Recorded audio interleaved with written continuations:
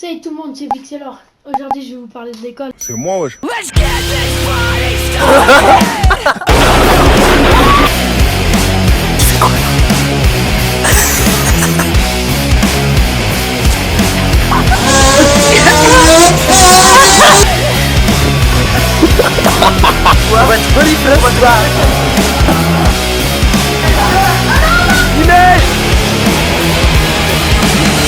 Moi ça tourne beaucoup.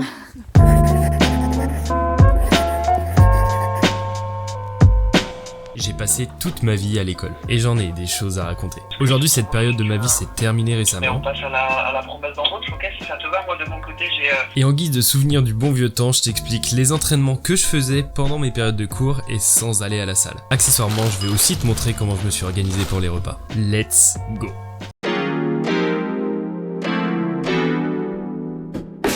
Le matin, je me lève hyper tôt pour avoir le temps de manger et aussi parce que j'ai le train qui arrive très tôt. Je prépare le petit déj avec 4 œufs, du pain de mie et 100 g de flocons d'avoine. Je prends le temps de manger et direction le train.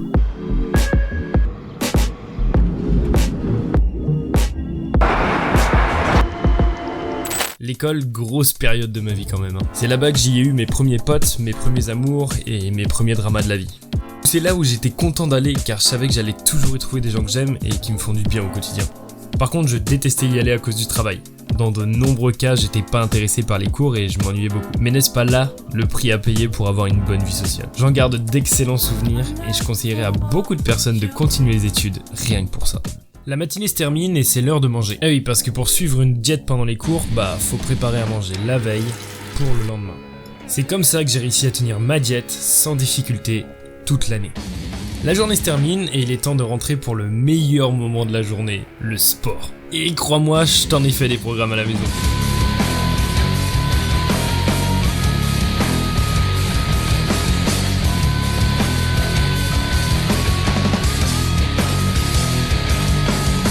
Ça pousse. Paire d'haltères, barre Z et banc pour la maison, barre de traction dans le garage, pompe dans le jardin, traction et dips au parc de street, bien encore full stuff fonte pour faire des squats, j'ai pensé à tout. Alors quand j'ai commencé la muscu à la maison, j'ai acheté du matériel, un banc, des haltères et une barre Z. Sauf que le problème avec ça, c'est que tu dois tout installer à chaque entraînement et pour changer de poids, faut vider les haltères ou la barre à chaque fois. Trop relou, trop relou. C'est pas aussi pratique que dans une salle de muscu. C'est donc comme ça que j'ai découvert le street workout et ses parcs.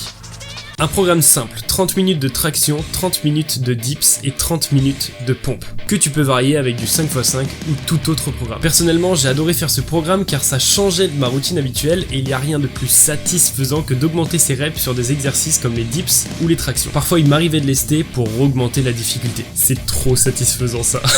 Je faisais ça 3 fois dans la semaine et j'essayais de caser une séance jambes avec les moyens du bord. S'il n'y a pas de parc près de chez toi, il faut que tu investisses dans une barre pour les tractions et pour les pompes et les dips, faut faire ça avec les moyens du bord encore une fois. Tu peux faire des dips sur une chaise par exemple, même si c'est pas super stable. Ou sinon, tu peux le faire avec les mains en arrière. Le plus important, c'est que tu sois constant dans tes entraînements, c'est comme ça que tu vas progresser. Aujourd'hui, je m'entraîne beaucoup en salle, mais il m'arrive parfois de faire des escapades dans des parcs de street ou même des programmes street directement dans la salle. D'ailleurs, les parcs sont le meilleur moyen pour s'entraîner pendant les vacances.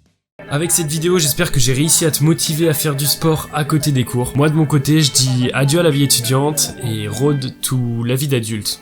Et 10%. Raindrop, drop top, fucking up, cooking the hot bar, fucking on your bitch, yeah, that.